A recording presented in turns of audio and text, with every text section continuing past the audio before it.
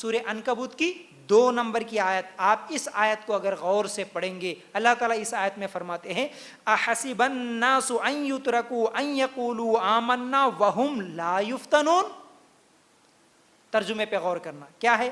کیا لوگوں نے یہ گمان کر رکھا ہے کہ ان کے صرف اس دعوے پر کہ ہم ایمان لائے ہیں ہم انہیں بغیر آزمائے ہی چھوڑ دیں گے؟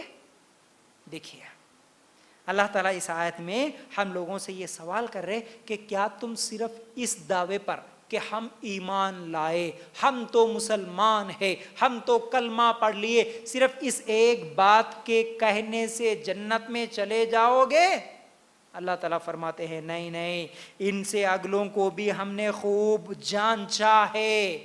یعنی ان سے پچھلے جو لوگ تھے نا ان کو بھی آزمائشیں ہوئی, اور اللہ تعالیٰ انہیں بھی جان لے گا جو سچ کہتے ہیں, اور انہیں بھی معلوم کر لے گا جو جھوٹے ہیں. ہاں, اللہ تعالیٰ آزمائش کیوں لاتا, کیوں اللہ تعالیٰ آزمائشوں میں مبتلا کرتا؟ اس آیت میں جواب مل گیا. اللہ تعالیٰ دنیا میں فرق کرنا چاہتا ہے, معلوم کرنا چاہتا ہے کون سچے ہیں کون جھوٹے ہیں. ٹھیک ہے تم سدھر گئے, ٹھیک ہے تم اب نماز پڑھنے والے بن گئے, ٹھیک ہے تم اب برائیوں کو چھوڑ دیے, لیکن اس میں سچے کتنے ہیں اب اللہ تعالیٰ دیکھنا چاہتا ہے نا. خوشی میں نماز پڑھنا ٹھیک ہے بھائی, الحمدللہ اچھی بات ہے, سب کے لیے آسان ہے, لیکن مشکل میں بھی نماز پڑھنا, اب پڑھتا نہیں پڑھتا اللہ تعالیٰ دیکھنا چاہتا ہے. ہر طرف خوشی ہے, کسی چیز کی کمی نہیں ہے, تو نماز روزہ عبادت سب کر سکتے ہیں, لیکن ہر طرف اب خوشی نہیں ہے, خوشی غم میں تبدیل ہو گئی, پریشانی میں تبدیل ہو گئی, اب بھی کوئی نماز پڑھتا یا نہیں پڑھتا؟ یہ اللہ تعالیٰ دیکھنا چاہتا. اب تم سدھرے, قرآن و سنت کے راستے پہ آ گئے, درگاہ چھوڑ دیے, فاتحہ چھوڑ دیے, نیمبو ناریل چھوڑ دیے, ایک اللہ پہ بھروسہ کرے, اب اللہ تعالیٰ امتحان لیتا, اب پریشانی دیتا. اب دیکھوں گا, پرسوں تک تو اللہ کے علاوہ دوسروں کے سامنے بھی جھکتا تھا نا, اب تیرا بیٹا بیمار ہوگا, اب تیرے گھر میں اولاد نہیں ہوگی, اللہ امتحان لیتا. اب دیکھتا شادی ہوئی 5 سال ہو گئے, اولاد نہیں ہو رہی, ابھی بھی اسے ایک اللہ پہ بھروسہ رکھ کے زندگی گزارتا, یا نہیں تو جا کے مردوں پہ جھکتا. یہ اللہ تعالیٰ دیکھنا چاہتا ہے, اس لیے اللہ تعالیٰ آزماتا. اللہ کے لیے غور کرنا, دنیا میں ہی فرق معلوم ہو جائے اس لیے اللہ تعالیٰ آزماتا. ہم کیا سوچتے دنیا میں ہم کو ذرا بھی تکلیف نہیں ہونا پھر بھی جنت ہونا. ہماری سوچ یہ ہے دنیا میں بھی تکلیف نہیں رہنا جنت بھی ملنا. نہیں, اللہ تعالیٰ آزماتا ضرور ہے.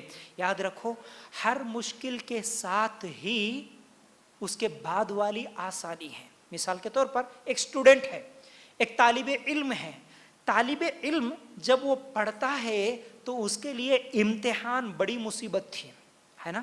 ہم سب پڑھے لکھے اللہ کے فضل سے, جو بھی جتنا بھی پڑھے ہوں گے, لیکن کسی کے لیے امتحان خوشی کی بات نہیں ہے.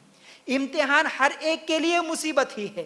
امتحان میں ٹھیک ہے 6 سبجیکٹ میں سے 1-2 خوشی سے لکھ دیتے ہوں گے, لیکن 1-2-3 تو پھر مصیبت والے رہتے ہی رہتے, ہے نا.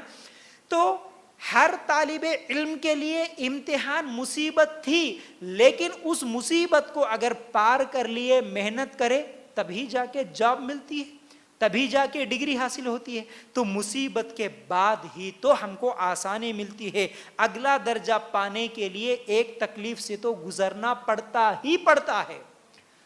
10th کلاس پاس کرنا ہے, اس کے بعد انٹر میں جانا ہے, اگلا درجہ حاصل کرنا ہے, تو اس 10th میں مشکل اٹھانا پڑتا, بغیر مصیبت کے اگلے درجے میں نہیں جا سکتے. اسی طرح ایک اور مثال سے بھی بات کو سمجھ لیجئے. بچوں کا ہونا ہر ایک کے لیے خوشی ہے, بچوں سے محبت سب کو ہے, لیکن میرے کو کچھ بھی تکلیف ہوئے نہیں ہونا, لیکن میرے کو بچہ ہونا نہیں مل سکتا. ایک بچے کی پیدائش کے لیے بہت زیادہ تکلیفیں اٹھانا پڑتا, ان تمام تکلیفوں کو پار کرنے کے بعد ہی پھر اس کو اس بچے کی خوشی ملتی ہے. نہیں بھائی میرے کو کچھ بھی تکلیف نہیں پھر بھی ہونا, تو پھر کیا کرنا پڑتا؟ اپنا نہیں بلکہ دوسروں کے بچے کو گود لینا پڑتا. لیکن وہ محبت نہیں ملتی, وہ محبت نہ ملتی ہے نہ دے سکتے ہیں جو ہمارا خود کا ہوتا ہے. اللہ کے لیے غور کرنا. تو بہرحال یہ چیز ہم لوگوں کو سمجھنے کی